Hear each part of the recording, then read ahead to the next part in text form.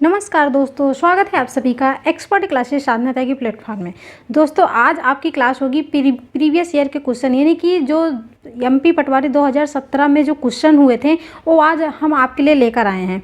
तो all shift जो भी इम्पोर्टेंट क्वेश्चन वहाँ पर थे हमने यहाँ पर इस क्वेश्चन पेपर में सम्मिलित किए हैं। तो वीडियो में बने रहिए, वीडियो को लास्ट तक ज़रूर देखिएगा और कमेंट सेक्शन में आप ज़रूर बताइएगा कि आप इस वीडियो से कितना ज़्यादा सेटिस्फाइड हैं। तो चलिए आज की क्लास को स्टार्ट करते हैं। यहाँ पर आपको हम दिखाते हैं जो भी बहुत ही ज़्यादा इंपॉर्टेंट क्वेश्चन को हम यहाँ पर लेकर आए हैं। तो आज का अपना पहला प्रश्न है कि चरण कमल शब्द में कौन सा समास है। चरण कमल शब्द में कौन सा समास है, क्या पूछा गया? चरण कमल शब्द में कौन सा समास है। तो यहाँ पर देखिए और नहीं लगा, चरण लिखा है, कमल। तो चरण को किसके समान बताया जा रहा है? तो कमल के समान बताया जा रहा है। चरण को किसके समान बताया जा रहा है? कमल के समान बताया जा रहा है। किसकी विशेषता बताई जा रही है? चरण की विशेषता बताई जा रही है कि चरण किसके समान है? तो कमल के समान है। तो इसलिए इसमें कर्मधारय समास हो जाए। जिसमें विशेषता की बात की जाए, जिसमें विशेषण और विशेषता की बात की जाए, वहाँ पर आपका कौन सा समास होगा? तो कर्मधारय समास होगा। ठीक है, क्योंकि वन लाइनर यहाँ पर आंसर है, क्वेश्चन के साथ आपका आंसर ही है। ठीक, जैसे नील गाय हो गया, ठीक है, काली मिर्च होगी। जहाँ पर विशेषता की बात की जाए, काली मिर्च होगी तो विशेषता, मिर्च की क्या विशेषता है कि वो काली है। नील गाय, गाय की क्या विशेषता है? वो नीली है। ठीक है, वैसे चरण कमल शब्द में कौन सा समास है? तो चरण को जो है कमल के समान बताया जा रहा है, तो इसमें कर्मधारय समास आपका हो जाएगा। अब क्वेश्चन नंबर दूसरा है कि ऊंचे ऊंचे शब्द किसका उदाहरण है? ऊंचे ऊंचे शब्द है। अच्छा एक चीज़ यहाँ पर, और जैसे यहाँ पर हम पूछ ले दिल्ली,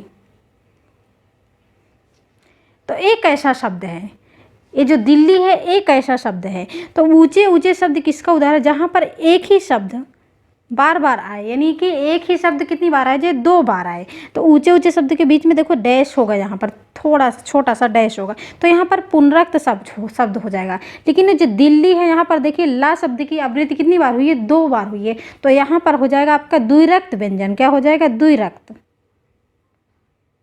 अगर ऐसे पूछा जाता है, एक ही शब्द को 2 बार अगर पूछा जाता है तब आपका पुनरक्त हो जाएगा। लेकिन अगर 2 बार ऐसे शब्द आ जाएं, यानी कि एक ही वर्ण 2 बार अगर आए, तब आपका द्विरक्त हो जाएगा। क्लियर? क्वेश्चन नंबर तीसरा है कि चयन का सही संधि विच्छेद क्या होगा? तो चयन का जो सही संधि विच्छेद होगा वो होगा चे धन अन बराबर हो जाएगा, आपका चयन हो जाएगा। क्लियर? और समास यहाँ पर संधि पूछा जाए कि चयन कौन सी संधि है, तो आप लगाइएगा इसको अयादि संधि। क्या लगाइएगा? अयादि संधि। क्योंकि अगर आपका अन आ जाए, औ आ जाए, तब आप कौन सी संधि को लॉक करोगे? तो अयादि संधि को लॉक करेगा। और सबसे अच्छी छोटी सी ट्रिक है कि इसमें आपको 3 वर्ण दिखेंगे, वो चाहे आपका नयन हो या फिर पवन हो, 3 शब्द अगर आपको दिख जाए, 3 वर्ण दिख जाए, तब आप लगा दीजिएगा कितना? अयादि संधि। क्वेश्चन नंबर 4 है कि सफल का विलोम क्या होगा? सिंपल सी बात है, सफल का विलोम विफल हो जाएगा। क्लियर? क्वेश्चन नंबर 5 है पृथ्वी से संबंधित है, पृथ्वी से संबंधित है के लिए एक शब्द क्या होगा? जो पृथ्वी से संबंधित हो, पृथ्वी से जुड़ा हो, उसके लिए एक शब्द क्या हो जाएगा? पार्थिव हो जाएगा। क्लियर? क्वेश्चन नंबर 6 है कानून के विरुद्ध किया गया कार्य क्या कहलाता है? जब कानून के विरुद्ध हो तो वो आपका कहलाएगा गैर कानूनी। क्या कहलाएगा? तो गैर कानूनी कहलाएगा। क्लियर? क्वेश्चन नंबर 7 है कि कान खोलना मुहावरे का सही अर्थ होगा सावधान करना। कान खोलना सही मुहावरे का सही अर्थ होगा सावधान करना। क्योंकि ये सारे क्वेश्चन हमने यहाँ पर जो भी क्वेश्चन लिए हैं, ये 40% आपके एग्जाम में आने ही आने हैं, क्योंकि ये क्वेश्चन आपके ग्रामर के हैं, यानी कि व्याकरण के क्वेश्चन हैं। तो ये आपके एग्जाम में हर बार ही क्वेश्चन ट्रेंड होता है, तो इसको आप जो है एक बार जरूर पढ़ के जाइएगा। क्वेश्चन नंबर 8 है कि उस काल मारे क्रोध के तन कांपने उसका लगा, मानो हवा के जोर से सोता हुआ सागर जगा, पंक्ति में कौन सा रस है? तो इसको आप थोड़ा सा कंसंट्रेशन के साथ पढ़िएगा, क्योंकि यहाँ पर जो है रौंद रस हो जाएगा। ठीक है, और यहाँ पर थोड़ा सा आप देखेंगे कि यहाँ पर है मानो हवा के जोर से सोता हुआ सागर जगह, तो आपको लगेगा कि यहाँ पर तो मानो शब्द आया है, तो मानो एक कौन उत्प्रेक्षा अलंकार हो जाएगा। लेकिन पूछा क्या गया है? यहाँ पर रस पूछा गया, तो इसलिए आप रौंद रस लगाइएगा। अगर अलंकार यहाँ पर दे दिया जाएगा कि रौंद रस है या उत्प्रेक्षा अलंकार है, तो आप अलंकार को ना मारिएगा, लगाइएगा रौंद रस। ठीक है, अब क्वेश्चन नंबर है 9 कि 3 बेर खाती थी वो 3 बेर खाती है। देखिए यहाँ पर बेर शब्द, बेर शब्द की आवृत्ति कितनी बार हुई है? 2 बार हुई है, लेकिन एक बार हुई है कि 3 बेर खाती थी, यानी कि 1 2 3 3 बेर खाती थी वो 1 2 3। और एक बार है कि 3 बेर खाती थी, जैसे सुबह, दोपहर और शाम। एक बार है कि वो 3 ही बेर खाती, जैसे आप लोग कहते हो कि हमने 4 बेर खाया, 5 बेर खाया, वैसे यहाँ पर है एक बार कि 3 बेर वो खाती थी। और एक दूसरा यहाँ पर हो गया इसका कि 3 बार खाती थी, 3 बार खाती थी। इस बेर का मतलब है 3 बेर खाती थी। दूसरे बेर का अर्थ है कि 3 बार खाती थी, ठीक है। तो यहाँ पर इसलिए यमक अलंकार हो जाएगा। कौन सा अलंकार हो जाएगा? तो यमक अलंकार। जहाँ पर एक ही वर्ड 2 या 2 से अधिक बार आ जाए परंतु उसका अर्थ अलग अलग हो, तब वहाँ पर आपका यमक अलंकार हो जाए। अब क्वेश्चन नंबर 10 है कि 9 2 11 होना यह किस प्रकार का वाक्यांश है? तो सिंपल सी बात है, मुहावरा है। क्या है? मुहावरा है। 9 2 11 होना, भाग जाना, ठीक। क्वेश्चन नंबर 11 है कि गिरधर का समास विग्रह बताइए। गिरधर, गिरधर किसको बोलते हैं? श्री कृष्ण को बोलते हैं। किसको बोलते हैं? तो श्री कृष्ण को बोलते हैं, यानी कि गिर को धारण करने वाला, अर्थात श्री कृष्ण की बात की जा रही है। तो यहाँ पर हो जाएगा आपका, अगर पूछा जाए कौन सा समास है तो कौन सा समास को लॉक करोगे आप? बताइए कौन सा समास को लॉक करोगे आप? क्वेश्चन नंबर 12 है कि शांत रस का स्थायी भाव क्या हो जाएगा? तो शांत रस का स्थायी भाव होता है क्रोध।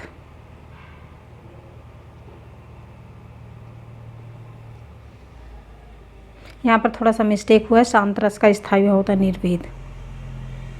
निर्वेद यहाँ पर लगाइएगा, थोड़ा सा टाइप करने में मिस्टेक हुआ है, ठीक है। क्वेश्चन नंबर है 13, उदित महीपति मंदिर आए, इसमें कौन सा अलंकार है? उदित महीपति मंदिर आए, यहाँ पर देखिए माँ कितनी बार आया है? कितनी बार आया है? तो 2 बार आया है। कितनी बार आया है? 2 बार आया है। उदित महीपति मंदिर है, यानी कि महीपति शब्द और मंदिर शब्द 2 बार आया है माँ वर्ण की आवृत्ति, क्योंकि यहाँ माँ वर्ण की ही आवृत्ति हुई है, शब्द की नहीं हुई है, ठीक है।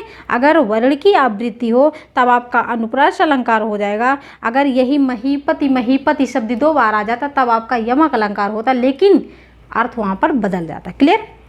अब क्वेश्चन नंबर 14 कि तीव्र का विलोम क्या होगा? कोई चीज़ तेज है बहुत, तो उसका विलोम हो जाएगा मंद, है ना।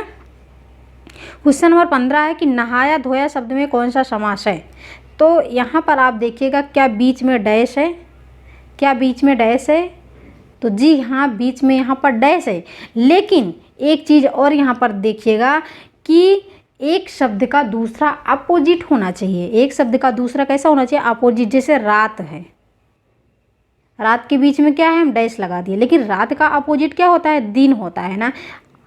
तो अगर यहाँ पर रात और दिन, तो ये जो डैश है ये और के रूप में काम करता है। किसके रूप में? और के रूप में काम करता है।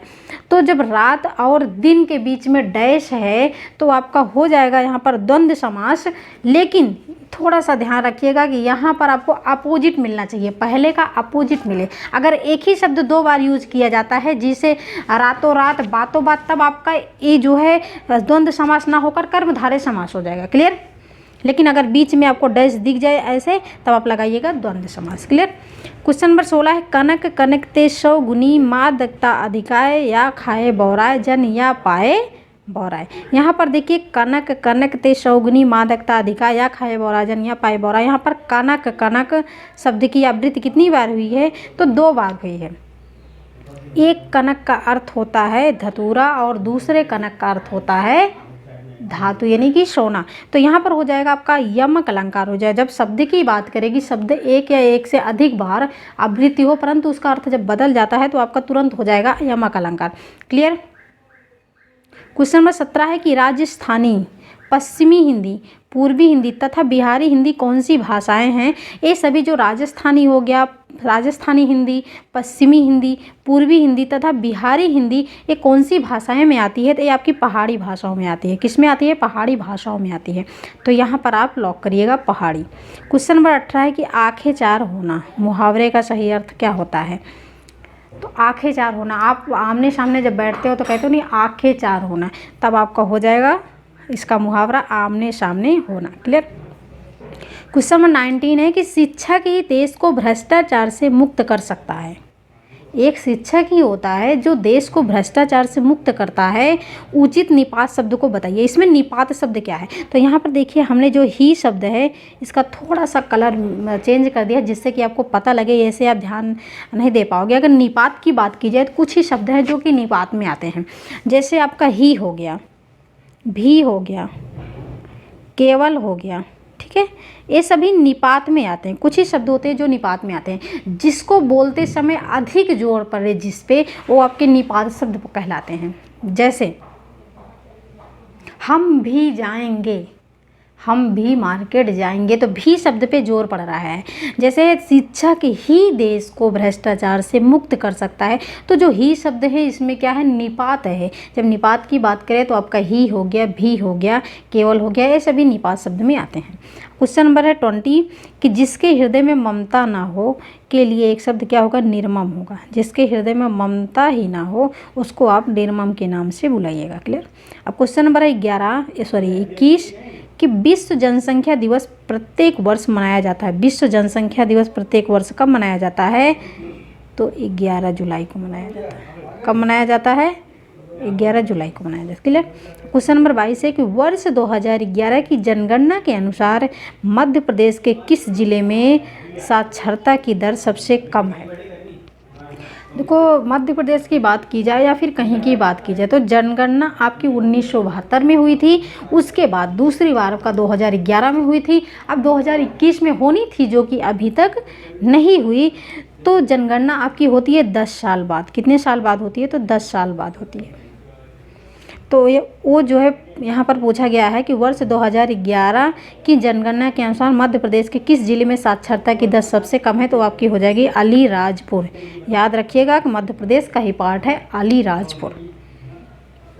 क्वेश्चन नंबर 23 है किस वर्ष में इंदौर नगर निगम की स्थापना की गई थी, तो 1956 में। अगर मध्य प्रदेश की पूछी जाए कि मध्य प्रदेश की स्थापना कब हुई थी, तो 1 नवंबर 1956। यहाँ पर पूछा गया है किस वर्ष में इंदौर नगर निगम की स्थापना की गई थी, तो 1956 में। दोनों आंसर सेम है, थोड़ा सा परिवर्तन। क्वेश्चन नंबर 24 है कि भारतीय रिजर्व बैंक के 24वें गवर्नर कौन हैं।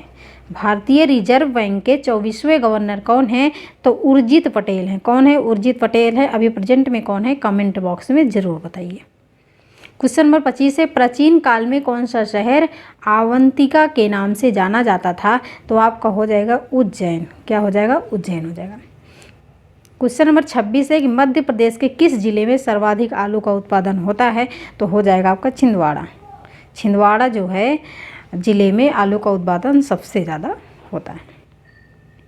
क्वेश्चन नंबर 27 है भारत में जन्मी अंतरिक्ष यात्री कल्पना चावला पहली बार किस अंतरिक्ष यान से अंतरिक्ष में गई थी, तो उनका जो अंतरिक्ष यान था वो हो जाएगा आपका कोलंबिया से वो गई थी अंतरिक्ष में। ठीक। अब क्वेश्चन नंबर 28 है विश्व कैंसर दिवस प्रत्येक वर्ष कब मनाया जाता है, तो कैंसर दिवस तो आप लोग मनाते हो ना, कब मनाते हो, तो 4 फरवरी को मनाते हो।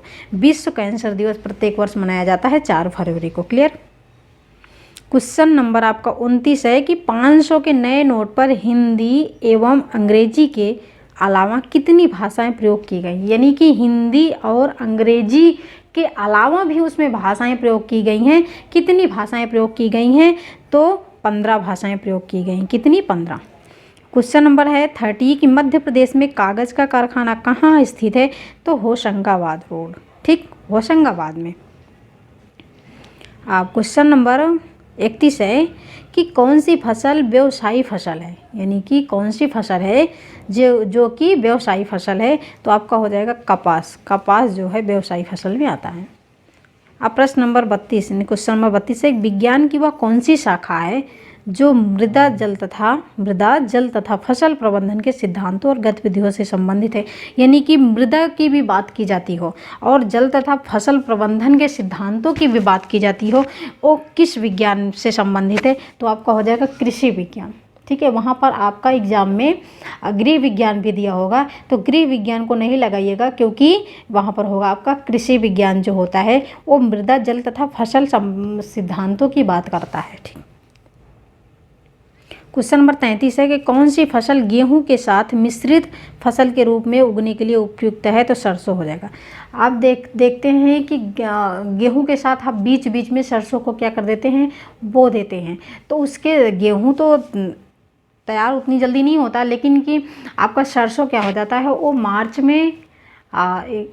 एंड तक आपका सरसों तैयार हो जाता है, तो गेहूं के साथ ही उसको बो देते हैं। क्लियर, क्योंकि सरसों बहुत जल्दी ही उसमें डेवलपमेंट होता है। क्वेश्चन नंबर है 34 कि अंतर्राष्ट्रीय बाघ दिवस प्रत्येक वर्ष कब मनाया जाता है, तो आपका हो जाएगा 29 जुलाई को। अंतर्राष्ट्रीय बाघ दिवस प्रत्येक वर्ष कब मनाया जाता है, तो 29 जुलाई को मनाया जाता है। क्लियर, तो ये थे आज के 34 क्वेश्चन। तो दोस्तों ये वीडियो आपको कैसी लगी, अगर अच्छी लगी तो वीडियो को लाइक करना, अगर आप सेशन में वीडियो को पहली बार वॉच कर रहे हैं तो चैनल को सब्सक्राइब जरूर करना, साथ ही बेल आइकन को प्रेस करना, जिससे डेली वीडियो को नोटिफिकेशन आपको मिलता रहे। Thanks for watching video, this is Sadhana Tyagi's expert classes, क्योंकि ये शिक्षा आपके लिए है, राष्ट्र हित में और छात्र हित में है।